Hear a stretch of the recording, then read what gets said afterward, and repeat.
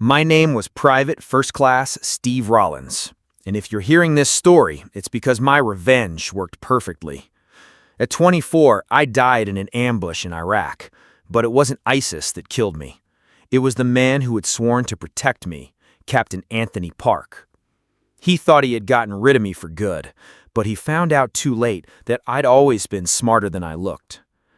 I was born in Cleveland, Ohio, the son of a General Motors assembly line worker and a nurse. My dad, Robert Rollins, had served in Vietnam and used to tell me stories about honor, duty, and serving your country. Steve, he'd say, a man is only as good as his word, and an American soldier is worth more than gold. Those words echoed in my mind throughout my youth. My mom, Sarah, was more cautious. She'd seen what the war had done to my father. The nights he woke up screaming, his hands trembling whenever there was thunder. Serving is noble, son, but make sure you're serving people who deserve your sacrifice, she warned me before I left to enlist. I grew up in a working-class neighborhood where everyone knew everyone. I played football at McKinley High School, got decent grades, and worked part-time at Mr. Johnson's grocery store to help out at home. We weren't rich, but we had dignity. My parents taught me that character mattered more than money, and doing the right thing was worth more than doing the easy thing. When I turned 18 in 2018, I decided to enlist in the Army. My cousin David, who worked as a journalist for a local paper, tried to talk me out of it. Steve, the world isn't as black and white as you think. There are gray areas that'll let you down. But I was determined. I wanted to defend my country, protect the innocent, and be part of something bigger than myself. Basic training at Fort Benning, Georgia was brutal, but life-changing. I learned discipline, teamwork, and developed a mental and physical toughness I didn't know I had. My instructors took notice of my dedication and work ethic. Rollins has what it takes to be an exemplary soldier, they wrote in my evaluation. After basic, I was assigned to Fort Carson, Colorado in March 2022. The base was nestled in the Rocky Mountains, a majestic setting that reminded me of the calendar photos my grandma used to collect. I was full of hope and pride, wearing my uniform with the same reverence others reserved for Sunday clothes. That's where I met Captain Anthony Park for the first time. He was in the base courtyard, overseeing a training exercise. Tall, broad-shouldered, perfect posture, Park looked exactly like what I pictured when I thought model officer. The gray streaks at his temples gave him an air of wisdom, and his voice commanded instant respect. "Soldiers," he said that first day, "you're here to become the best. I don't accept mediocrity, I won't tolerate laziness, and I don't forgive weakness. But if you give me everything you've got, I'll turn you into war machines your enemies will fear and your countrymen will honor." I was inspired. I felt like I was finally under the command of someone who truly understood what it meant to be an American soldier. Park was 42, married to Linda Park for 15 years, and father to 2 kids, 12-year-old Tommy and 9-year-old Jessica. He talked about them with pride, showed off their pictures in his office, and always said everything he did was to give them a better future. The Park family lived in a sleek house off base in Colorado Springs. He drove a shiny black Cadillac Escalade, and his wife a white BMW X5.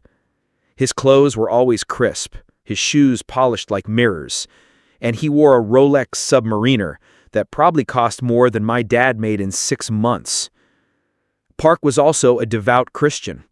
On Fridays, he hosted optional Bible studies for interested soldiers. Faith gives us strength, soldiers.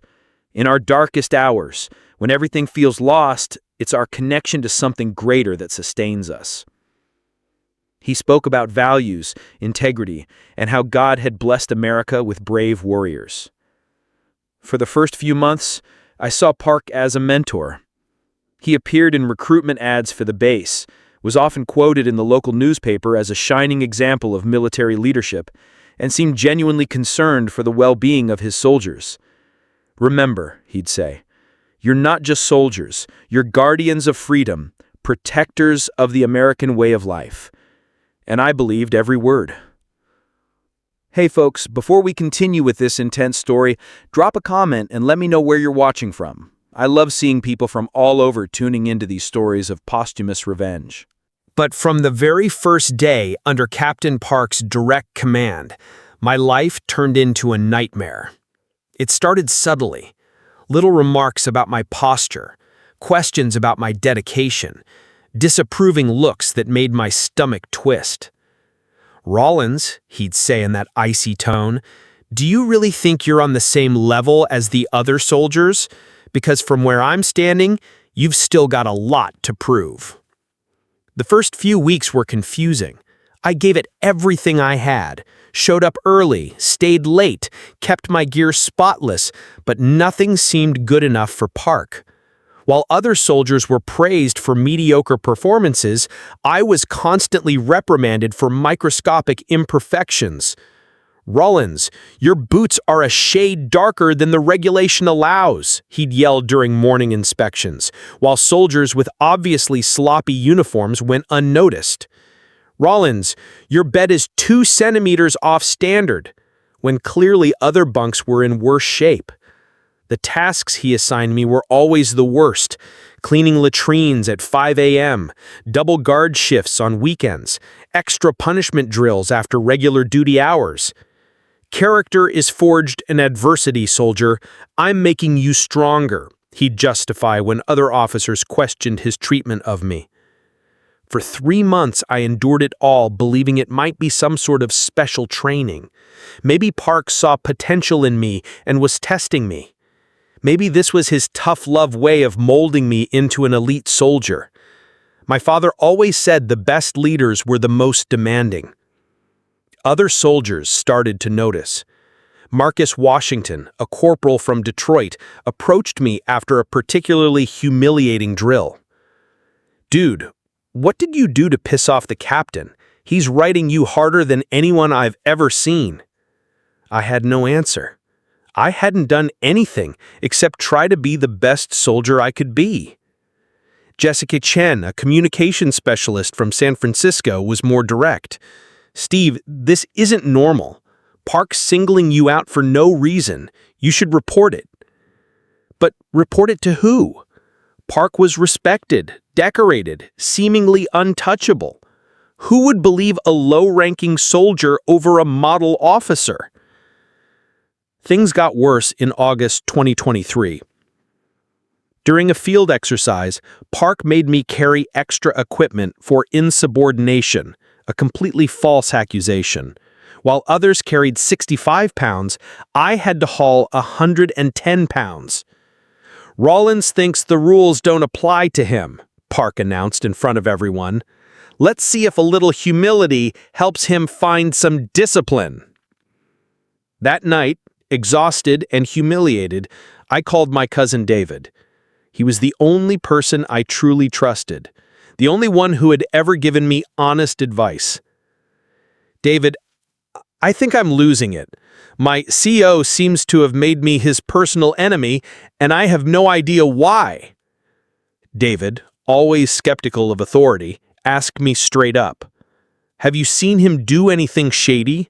Know of any scandals involving him?" Sometimes people in power go on the offensive against anyone they think might be a threat. At the time, I said no. Park seemed spotless. It was one night in September 2023 when everything changed. I was on night patrol near the base perimeter when I saw a black Cadillac Escalade pulling out of the side gate, the same model Park drove. Curious, and with nothing else going on, I decided to follow from a distance.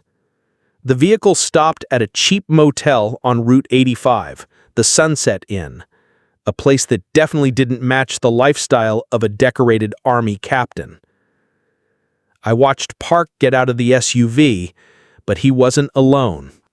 A young woman stepped out of the passenger side, someone I recognized as Private First Class Amy Rodriguez.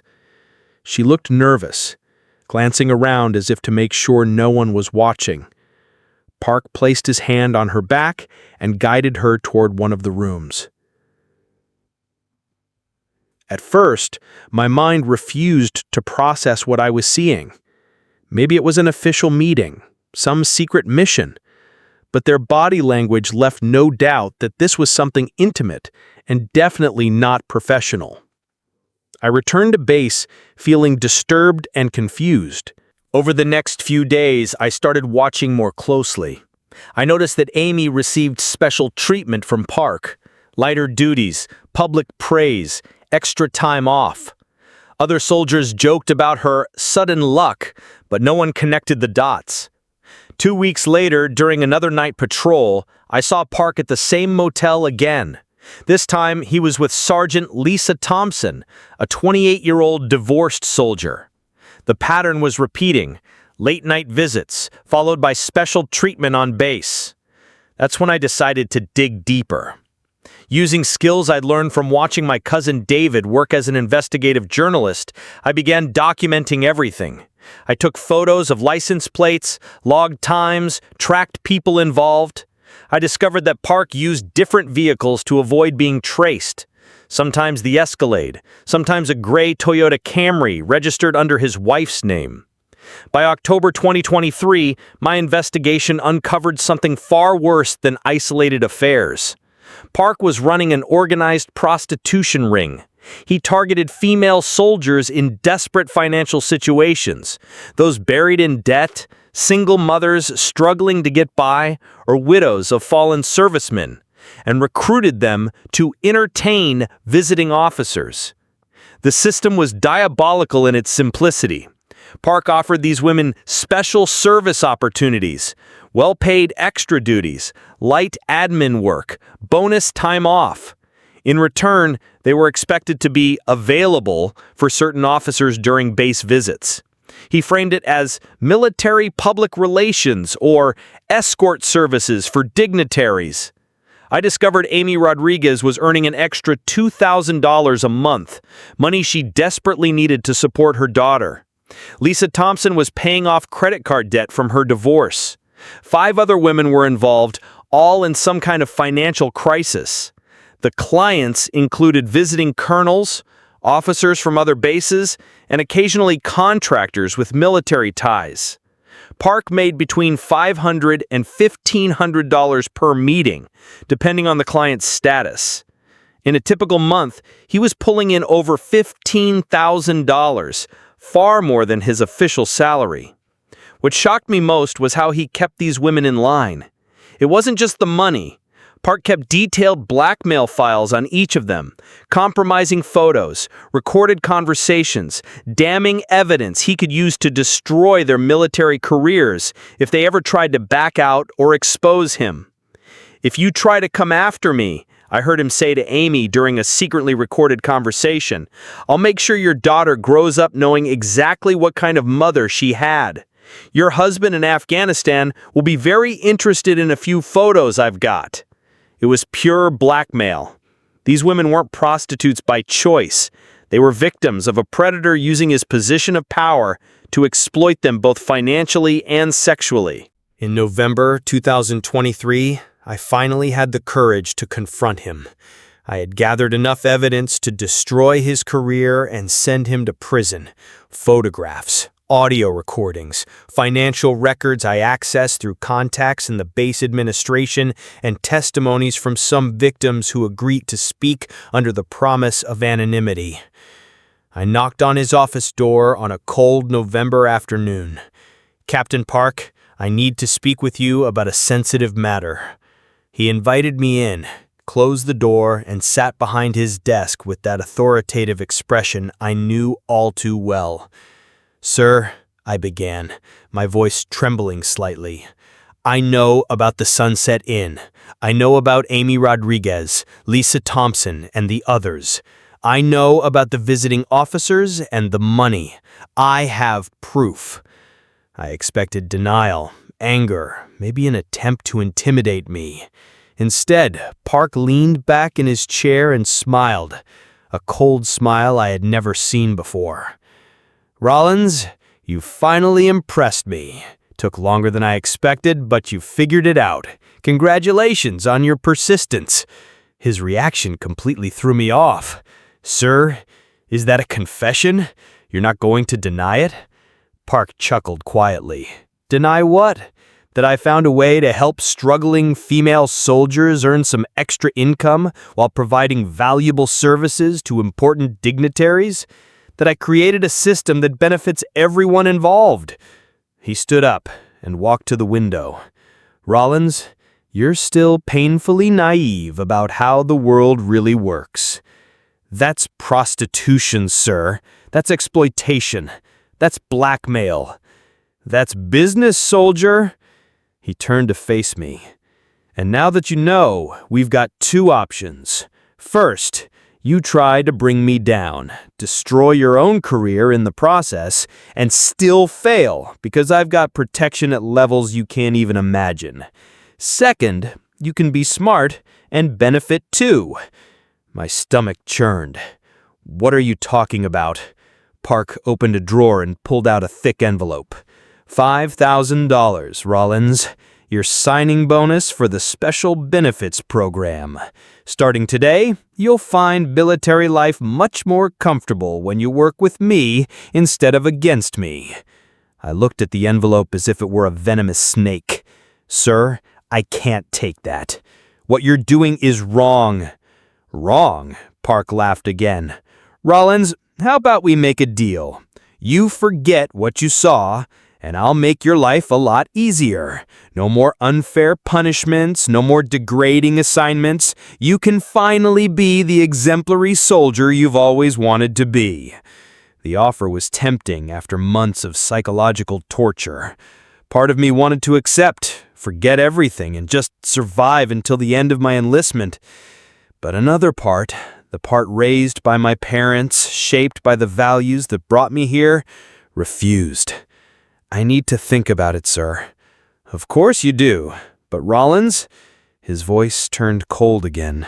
You have 24 hours to decide.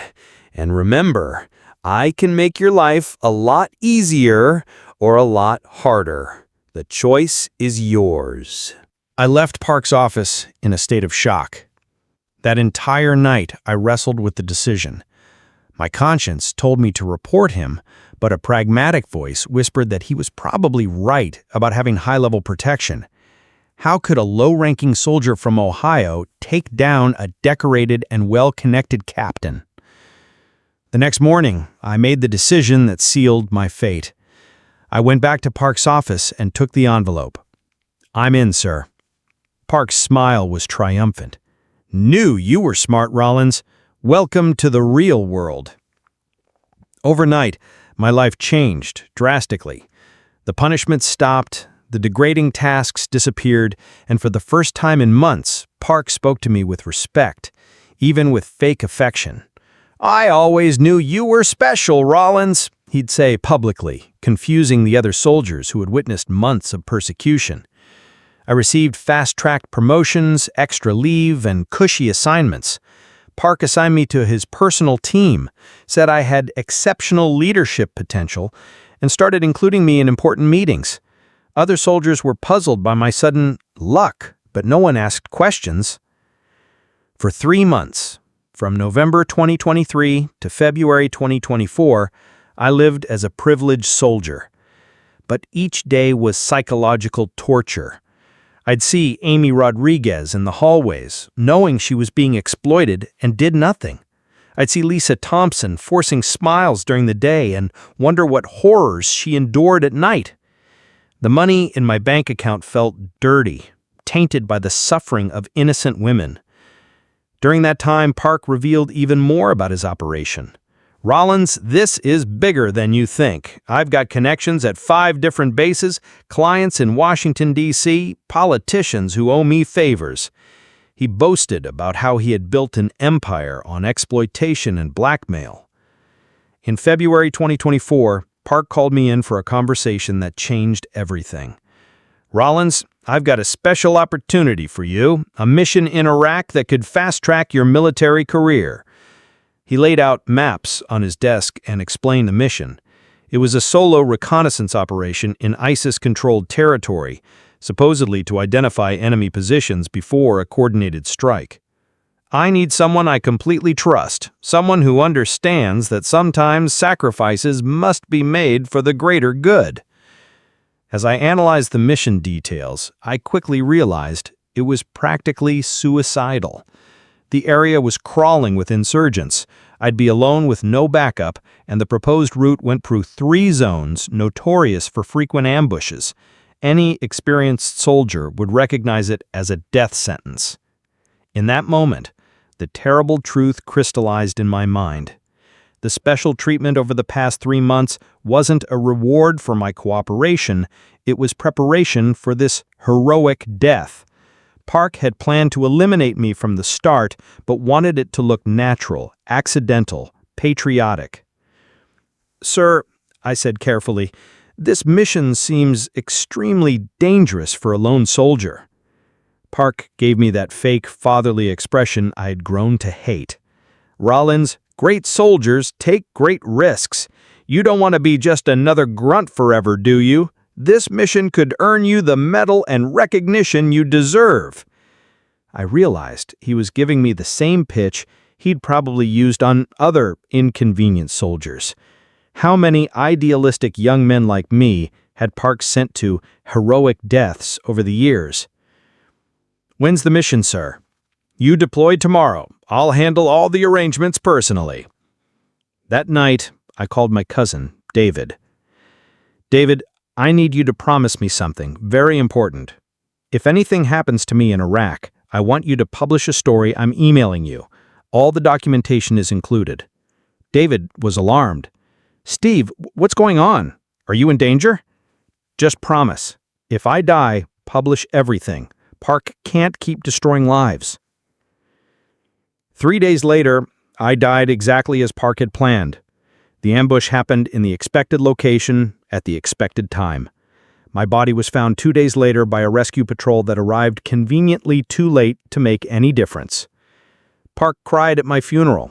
He consoled my family about the loss of a promising soldier. He gave a moving speech about my heroic sacrifice for freedom.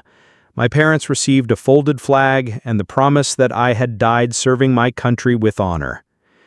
But 1 week after my burial, everything exploded. What Park didn't know was that during those 3 months of apparent complicity, I had been secretly gathering even more damning evidence. I had privileged access to his office, his files, his private conversations. I installed a tiny recorder in his desk, photographed documents when he stepped out, and built a dossier that could not only destroy his career, but put him behind bars for decades. David kept his promise. The exposé, "Dead Soldier Reveals Military Prostitution Network," was published in the Washington Post one morning in March, igniting the biggest military scandal in decades. The article included all the evidence I had collected: compromising photographs, recorded conversations, financial documents, and victim testimonies. The investigation revealed that Park had eliminated 4 other inconvenient soldiers in recent years: Marcus Williams, Tony Reeves, Sarah Foster, and Jim Patterson. All of them had uncovered parts of his operation, and all of them died in accidents or heroic missions soon after. The recordings I left behind were particularly devastating. One of them captured Park boasting, "The trick is to make it look natural. Soldiers die in combat all the time. No one questions a dead hero." Another revealed his conversation with a colonel client. "My girls are discreet, clean, and completely under control, worth every penny." The FBI raided his home in Colorado Springs and found over $400,000 in hidden cash, along with blackmail files on dozens of people. His wife, Linda, discovered that the fancy house, the luxury cars, the family vacations, everything had been paid for with the profits of prostitution. Park was arrested for premeditated murder, 5 counts, running a prostitution ring, blackmail, military corruption, and multiple violations of the Uniform Code of Military Justice. The investigation expanded to other bases, revealing a network of exploitation that stretched across 3 states. The women he had exploited finally found justice. Amy Rodriguez received witness protection and extensive psychological support. Lisa Thompson was transferred to another base with a promotion and financial compensation. All the victims were offered support to rebuild their lives and careers. Park's perfect family completely fell apart. Linda filed for divorce immediately, took the kids, and changed their names. Tommy and Jessica, now social orphans, had to come to terms with the fact that their hero father was actually a predator. The house was confiscated, the cars seized, and the family was left financially ruined. Park's military trial became a national headline.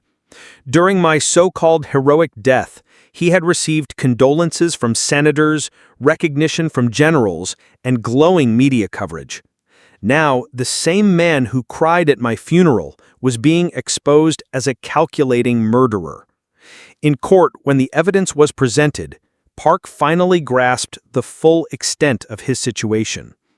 I hadn't been the naive soldier he thought he could manipulate and discard. During those 3 months of so-called cooperation, I had systematically built the case that would destroy him.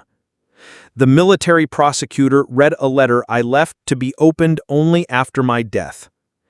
Captain Park, if you're hearing this, it means your arrogance has finally met its end. You thought you could use and discard soldiers like chess pieces. Turns out you completely underestimated this kid from Ohio. My revenge is perfect because I used your own trust against you. You gave me access to everything I needed to destroy you because you believed you had bought me. Now every family you destroyed, every woman you exploited, every soldier you killed, they will all have justice. Park was sentenced to life in prison with no possibility of parole. He spent his remaining days at the military prison at Fort Leavenworth, where ex-soldiers, let's just say they have a special welcome for traitors. My posthumous revenge was perfect. The model soldier discovered that he had completely underestimated the young man he thought he could use and discard. True justice doesn't always come from the living.